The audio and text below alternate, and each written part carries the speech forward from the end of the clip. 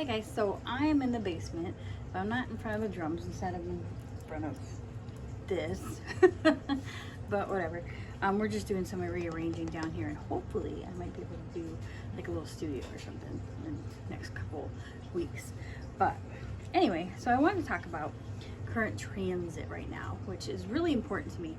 And I'm just like, lately I've decided I'm going to start kind of journaling my emotions and different things regarding transits and different planets that are in different houses of mine, because this last full moon was really big for me because it represented two big signs in my chart, you know, with Leo and Aquarius, and it was happens to be my North Node, South Node, and then flipped happens to be my MCIC. So it's a big transformation for me, and it's just interesting to kind of like, just like with tarot, it's if you understand your chart and you kind of look at these different things and kind of see how they play. And Fred, don't you dare knock that over, my cat's visiting. But it's interesting to see how that comes into play. Do you know what I mean? So today I just kind of want to talk a teeny little bit, because I am not like an expert astrologer,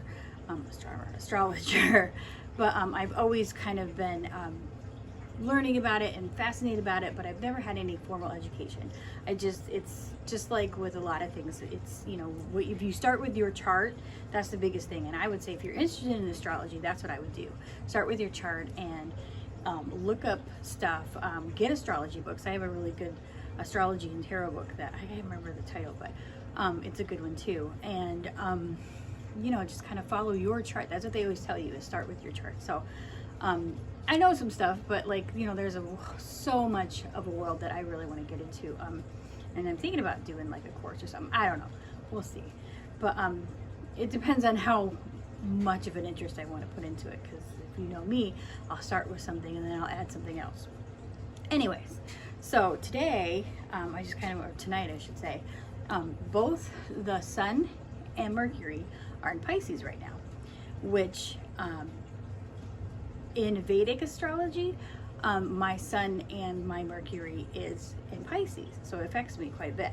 Which in my, if you look at my chart, my Sun is in Aries, but in my 11th house, I have the Sun and Mercury in Pisces, because my Mercury is in Pisces. And when you look at your chart, like you might have, like, say your Sun is in this and your Moon is in this. I have my Moon in Pisces.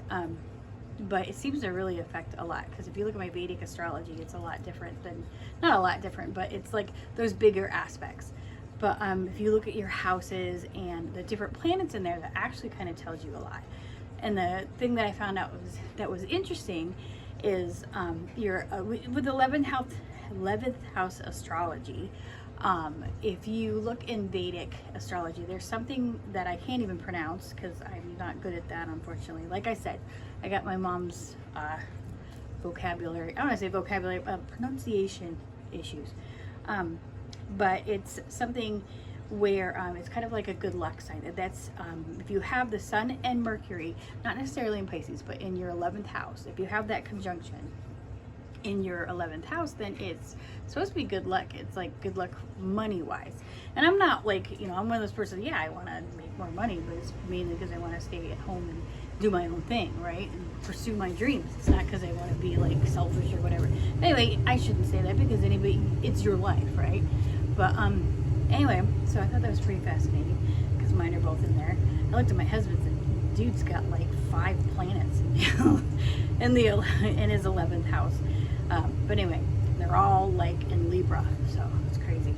But so I thought that was pretty fascinating. What that means for you when the Sun and Mercury are in Venus, it means that places where, like in your relationships, how you communicate with people, how you communicate feelings, things that you normally would, like, say your sign is Aries, which mine is, my sun sign is Aries, but I'm heavy Pisces too. So you know, where normally like you would be kind of take charge, or you would be a little bit harsher in some areas, you're going to be a little bit softer, and your intuition's going to kick up. And I do feel like all the signs kind of have like their own way with intuition, but Pisces, they're kind of dreamy, and I this is where my problem in life comes, is where I I kind of daydream a lot, or I get overly excited and I'll just go all in on something like an Aries, but at the same time, I'll overly indulge in things. And today I kind of had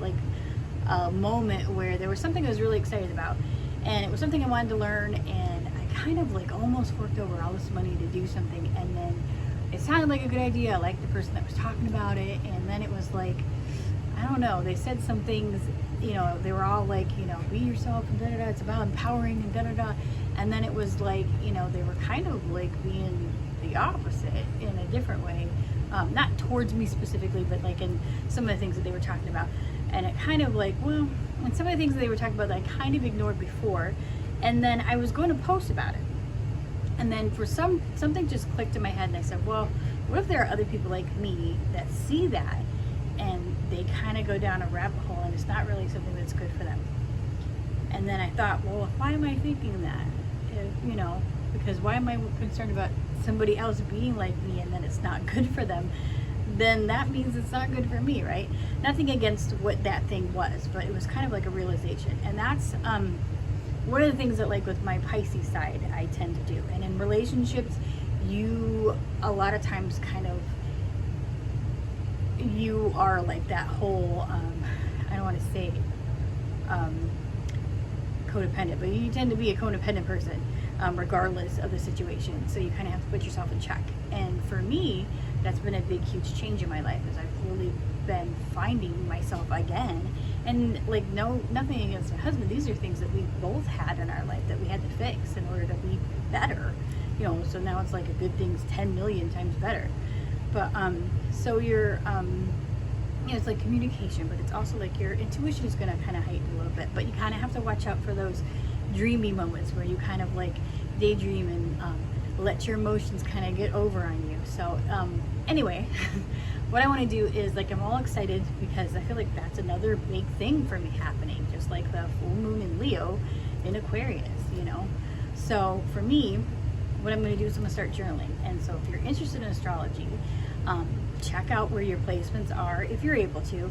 And there's tons of sites that you can do that on. A lot of times I use Astrology Cafe because they're so easy, and you just put your stuff in there and you get all this information. Also, AstroSeek is good too.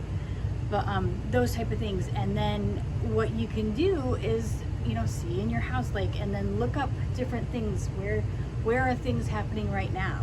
And look at where that is in your chart. And then maybe assess how your feelings are. So that's what I'm going to be doing. I'm so excited because I feel that will not only help me with me, and it's just something I want to do, but it's also something that I feel will help me a little bit farther along in my astrology obsession. I've been kind of obsessed with it for a long time, so it's not it's something I'm going to drop, but I go in and out of phases, but I've always been obsessed with that. I've always kind of stayed with that. So I was going to do a reading today, but I really don't feel called to, so I just wanted to share that with you guys. I wouldn't even called to, it's just it's just not, I feel this is what I wanted to talk about, and then maybe I'll do some cards tomorrow, I'm not sure. But I hope that helps somebody, and if you're interested, by all means get into it. You don't have to be an expert to get into that. What you need to do is look at your chart, and there's so much information out there, and there are a lot of sites that'll you can take astrology courses. I've been looking into some, and it's I'll do these beginner free stuff, and then I find out I know all that stuff, so I kind of have to see where I fit, you know what I mean? Because I don't want to be that person that somebody who has a little bit of a knowledge can be dangerous. In the medical field, that is dangerous, but I think astrology, it could be too. But so I'm always trying to learn things and know a little bit more about myself, and a lot of times that comes into learning new things and new skills, and I'm just really excited. I want to see what this transit means for me for about the next month. So that's all I gotta say, and I will talk to you guys later.